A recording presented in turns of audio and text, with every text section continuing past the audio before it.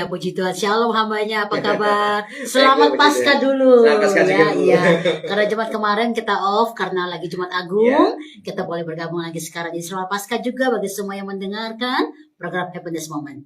Baik, Ibu Salin di sore hari ini mengambil tema sekali untuk selamanya dalam tanda kurung untuk lutro ya Bu ya. Yes, betul. Ada apa Bu dengan tema ini Bu? Iya, karena memang kita dalam suasana Paskah ini kita benar-benar harus mengalami dan bukan cuma memperingati.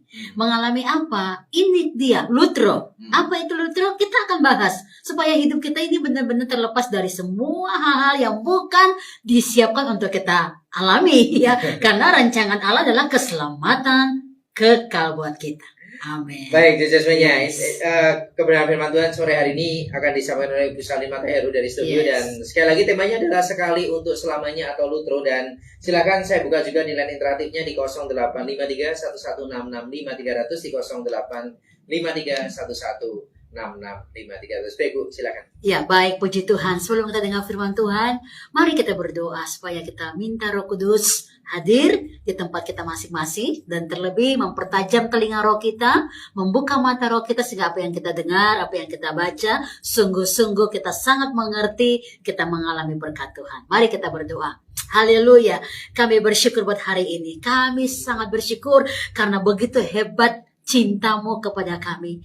Dan tidak ada yang bisa pisahkan kami dari kasih-Mu Bapa. Kami tahu itu karena Engkau sudah melakukan sekali selama-lamanya, yaitu lutro, kelepasan dan pembebasan yang kami alami. Diberkatilah telinga roh kami, diberkatilah mata roh kami. Apa yang kami dengar, apa yang kami baca, kami percaya Roh Kudus akan mengartikan lebih jauh sehingga jiwa kami berkemenangan, hidup kami dipulihkan, kami mengalami berkat-berkat Tuhan sore hari ini. Karena berkat ini punya kami tangkap dan kami siap diberkati lebih dalam lagi. Di dalam nama Tuhan Yesus, urapan yang baru mengalir dan kuasa Allah bekerja dengan dahsyat.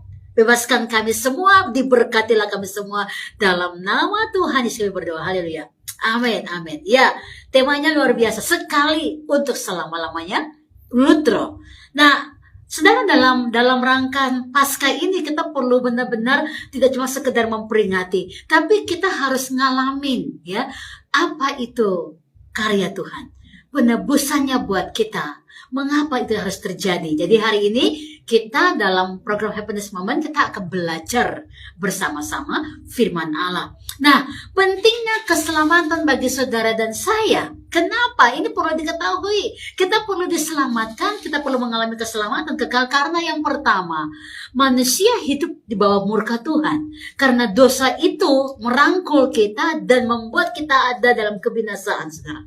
Ya, jadi kita ada dalam murka Tuhan karena Tuhan adalah Allah yang kudus dan kita adalah orang-orang berdosa. Ya, kita baca dulu firman Tuhan ini. Yang pertama, mengapa kita perlu diselamatkan?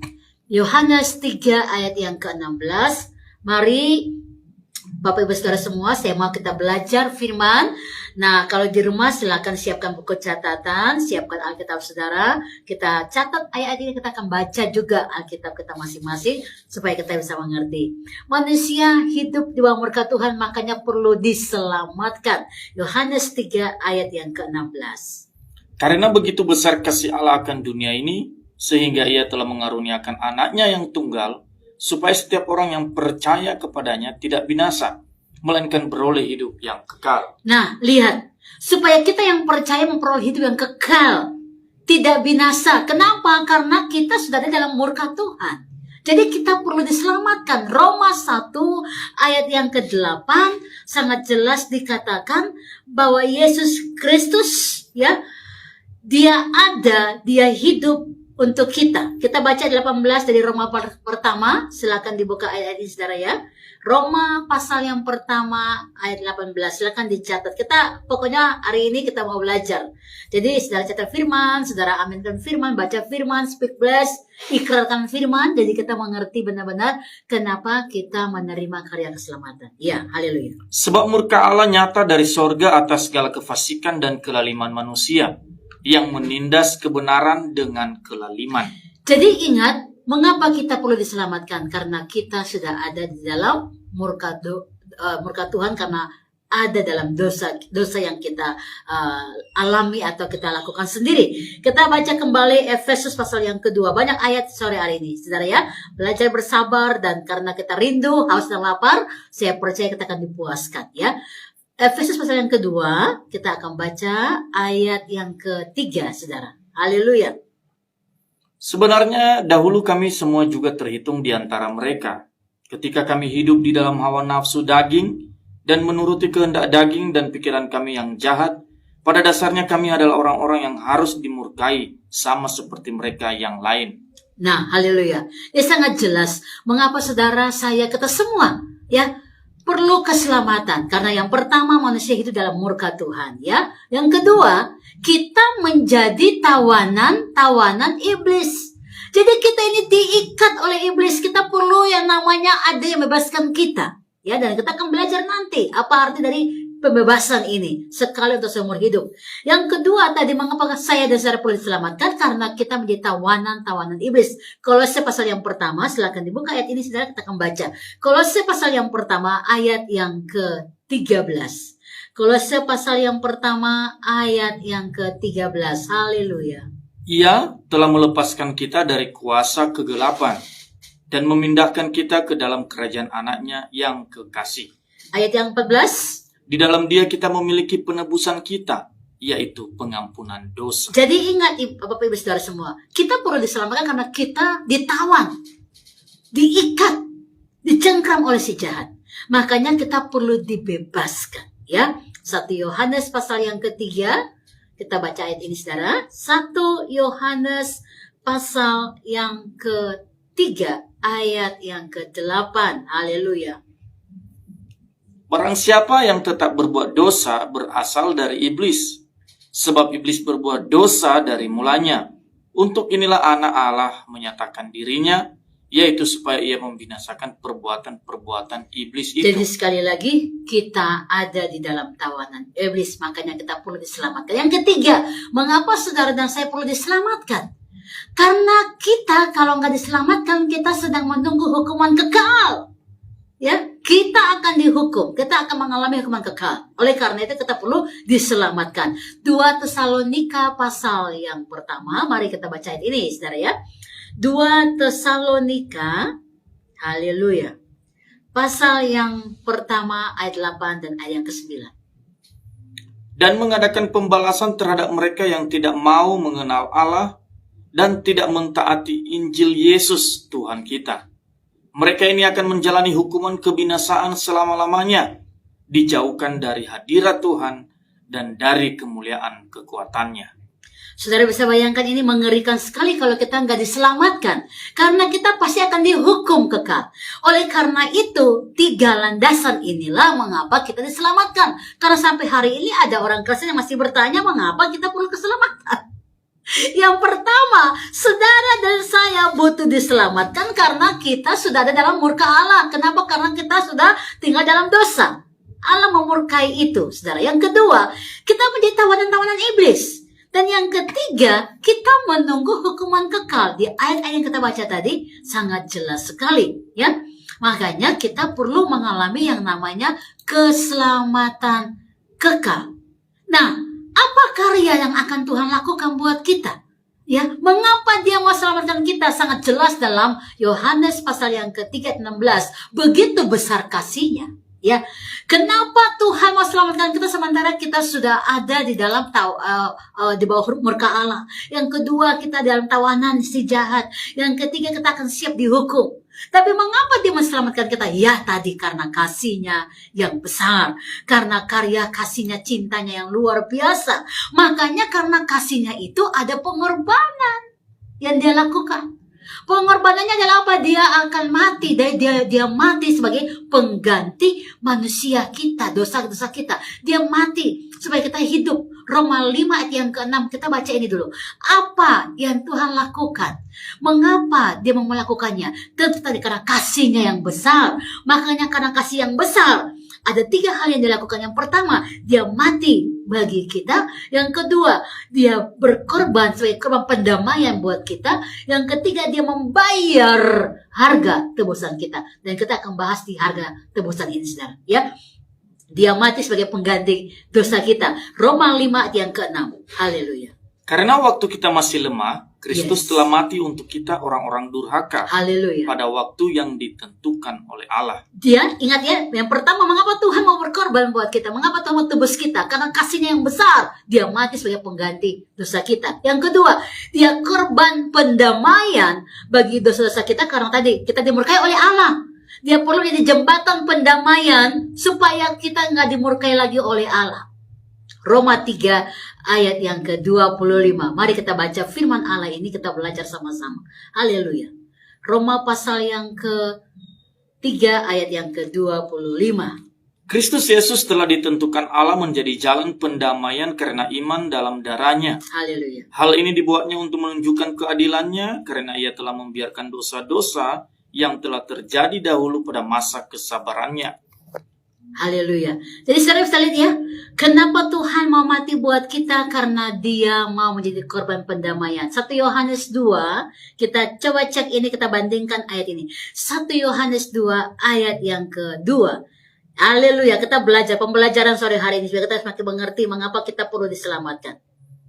1 Yohanes 2 ayat yang kedua. Dan ia adalah pendamaian untuk segala dosa kita. Haleluya. Dan bukan untuk dosa kita saja, tetapi juga untuk dosa seluruh dunia. Haleluya. Jadi sangat jelas sekali mengapa dia mau melakukan ini, karena kasihnya, penebusan itu. Yang pertama dia mau mati buat kita, yang kedua dia mau menjadi korban pendamaian ya. Dan yang ketiga, ini yang kita akan bahas tadi.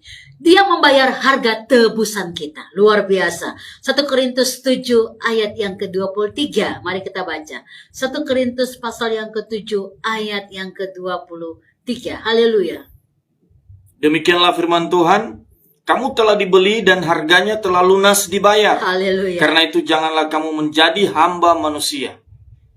Luar biasa. Kita bandingkan 1 Petrus pasal yang pertama. 1 Petrus pasal yang pertama, ayat yang ke-18 dan ayat yang ke-19. Haleluya. Sebab kamu tahu bahwa kamu telah ditebus dari cara hidupmu yang sia-sia, Luar biasa. yang kamu warisi dari nenek moyangmu itu, bukan dengan barang yang fana, Haleluya. bukan pula dengan perak atau emas, Yes. melainkan dengan darah yang mahal, yaitu darah Kristus yang sama seperti darah anak domba yang tak bernoda dan tak bercacat. Amin. Haleluya. Jadi saudara lihat ini, dia membayar harga tebusan kita. Jadi apa arti penebusan? Nah, ini yang akan kita bahas di sini, saudara. Dalam perjanjian baru, penebusan itu berarti melepaskan, membebaskan, menyelamatkan dengan membayar suatu harga yang besar, ya. Nah, melalui pengorbanan Kristus di kayu salib, ya, kematiannya itulah harga bayar, karena itu harus terjadi sebagai sebuah bagian dari nubuatan dalam perjanjian lama yang tergenapi dalam perjanjian baru. Dalam bahasa aslinya, penjelasan sepenuhnya diulurkan atau diatur dalam 3 dimensi apa arti dari keselamatan, atau yang kita katakan sekali seumur hidup, lutro itu, ya. Nah, kita akan membahas ini ya. Yang pertama ada arti bagian dari agorazo, ya, yang berarti membeli, ya, membeli dari tangan seseorang. Dan yang kedua adalah arti exagorazo, yang adalah kita mengambil sesuatu dan sudah ada tebusan di sana, kita tidak akan pernah menjualnya kembali. Artinya sudah fix. Saya ambil dari kamu dan ini nggak bisa dijual lagi, udah beres. Nah, hal-hal ini yang akan kita bahas. Dan yang ketiga yang paling penting adalah lutro, ya. Jadi exagorazo atau padas itu, ya, ini bagian-bagian penting yang kita akan belajar pada hari ini, bahasa-bahasa asli dari arti penebusan. Nah, lutro sendiri adalah dibebaskan dengan harga bayar, dengan kata lain lunas. Lunas berarti saudara nggak bisa lagi dibeli ulang atau dituntut karena belum melunasi sesuatu. Oleh karena kematiannya lah kita semua sudah dilunasi, beres. Nah, lihat kemarin yang kita sudah rayakan dalam acara Paskah itu sebenarnya bukan sekedar euforia, ya, kita memperingati, tapi kita harus ngalamin. Oh iya, saya dalam murka Tuhan, saya perlu diselamatkan. Oh iya, saya di dalam tawanan si jahat, saya perlu dibebaskan. Oh iya, saya akan menunggu hukuman kekal. Kalau tidak ada yang melakukan ini, saya akan mengalami hukuman kekal. Oleh karena kasih Yesus yang besar, dia menyelamatkan kita. Dia membayar lunas lutro. Makanya dalam 1 Petrus pasal yang pertama, ayat 18 dan 19, ini kata lutro sangat jelas. Sebab kamu tahu bahwa kamu telah ditebus dengan dari cara yang hidupnya sia-sia, dan kamu sudah dibeli dengan harga yang mahal. Wow, luar biasa. Ya. Dan harga itu adalah darah anak domba Allah. Jadi, kalau saudara sudah mengerti bahwa saya dan saudara diselamatkan, saya yakin bahwa kita tidak akan membiarkan diri kita diperbudak lagi oleh dosa-dosa yang sudah dilepaskan. Tentunya, hidup kita akan menjadi bagian penting dalam pergerakan roh, dalam kepentingan kuasa Roh Kudus, untuk hanya hidup bagi kemuliaan namanya, saudara. Jadi kalau saudara sudah mengalami lutro, dibayar lunas, pengorbanan itu sudah selesai buat saudara, ya. Jadi lutro itu adalah membebaskan dari pembayaran hutang. Kenapa? Ada dosa yang memberikan kita itu tadi, kita nggak bisa dilepaskan dari hukuman, dari ikatan si jahat. Kita nggak bisa dilepaskan dari hukuman Tuhan kepada kita, kecuali ada karya, ada kelepasan, ada pembebasan dari juru selamat kita sendiri. Jadi untuk saudara melihat, kalau saudara ditebus, kalau saudara dibayar lutro, lunas, maka hidupmu tidak akan digunakan untuk hal yang sia-sia. Ya, sekalipun dagingku dan hatiku habis lenyap, kata pemazmur Daud di Mazmur 23, ya. Tapi dia berkata, gunung batuku hanya tetaplah Allah selama-lamanya. Ini artinya kita mengerti pengorbanan yang Tuhan lakukan. Jadi lutro sekali seumur hidup Tuhan bayar dari tangan si jahat, dari dosa-dosa yang ikat kita, daripada ikatan-ikatan si jahat tadi, untuk dibebaskan. Makanya ada ayat yang berkata, tidak ada yang bisa memisahkan kita dari kasih Allah yang luar biasa. Dan itu adalah satu pengklaiman yang luar biasa, saudara. Ya, makanya kalau saudara merayakan Paskah masih sakit, ya, penderitaan fisiknya sakit, dalam arti saudara sakit-sakitan, ya, bahkan juga sakit mungkin jiwa saudara belum bisa dilepaskan, dan orang-orang yang terluka di masa lalu, kalau tidak mengalami keselamatan, sampai sekarang luka-luka itu akan membuatnya semakin rusak lagi, ya. Makanya luka-luka masa lalu perlu dibereskan. Oleh karena pengorbanan Tuhan, saya mau tekankan di kata lutro hari ini. Sekali seumur hidup, Tuhan bebaskan saudara. Tuhan bayar secara lunas. Maka tidak perlu lagi ada yang namanya luka-luka batin, luka-luka jiwa, luka-luka kehidupan yang pahit. Tidak boleh, saudara. Karena Tuhan sudah menebus semua lutro. Dibayar semuanya lunas di kayu salib. Sangat jelas Alkitab katakan dalam 1 Korintus 7:23 tadi, ya. Makanya puji Tuhan ada lagi itu, bukan dengan barang fana kau membayar dosaku. Ya, ini luar biasa. Oleh darah yang mahal kita ditebus, lutro, lunas. Tidak ada lagi intimidasi, nggak ada lagi tudingan-tudingan, nggak ada lagi tuduhan-tuduhan yang melemahkan kita. Kalau saudara masih sangat mudah untuk terlibat dengan hal-hal yang negatif, dengan hal-hal yang sangat melemahkan jiwa saudara, maka saudara perlu mengalami yang namanya lutro, kelepasan dalam Yesus Kristus, kemenangan sekali seumur hidup. Itulah karya terbesarnya Tuhan dalam diri saudara. Ya, apa gunanya kita hanya memperingati Paskah, tapi kita tidak mengalami arti sebenarnya dan apa yang jadi pengorbanan Tuhan kita alami. Ya, kebanyakan orang-orang yang sebenarnya merayakan Paskah tapi mereka belum melepaskan tadi, ya, kelepasan dengan luka-luka batin, itu akan mengerikan sekali. Makanya hari ini lutro, dibayar lunas. Apa karya terbesar Tuhan? Ya, dia mati bagi kita, dia berkorban buat kita, dan dibayar lunas lutro di kayu salib. Semua sudah beres karena kita dibebaskan dengan harga yang bayar. Tidak boleh lagi ada tudingan-tudingan, tuduhan-tuduhan. Makanya orang-orang yang masih terus terlibat dengan tuduhan-tuduhan, dengan hidup yang pahit, yang masa lalu, segala macam, saudara perlu mengalami lutro. Dibebaskan, bayar lunas. Dan tidak boleh lagi ada kehidupan yang belum ditebus itu hidup kembali dalam diri saudara, karena semua sudah ditebus oleh darah anak domba Allah. Lutro, dibayar lunas. Oleh karena itu hari ini saudara mari belajar untuk melihat bagaimana Tuhan memberikan kita kemenangan di dalam keselamatan kekal. Karena akibat dari penebusan lutro itu, Artinya ini yang paling penting, ya. Kita akhirnya hidup untuk Tuhan. Dan di sesi kedua saya akan bahas apa bagian terpenting dari penebusan ini buat saudara. Ya, tetap stay tune sini dan tetap meminta Roh Kudus pimpin saudara. Firman Allah yang kita baca, jangan malas baca firman. Karena Alkitab berkata, orang yang haus dan lapar akan firman akan dipuaskan. Jangan malas, kalau ngantuk cuci muka, baca firman. Supaya engkau bisa mengalami firman Allah itu. Dan speak bless, berkatakan berkat. Stay tune, God bless you all.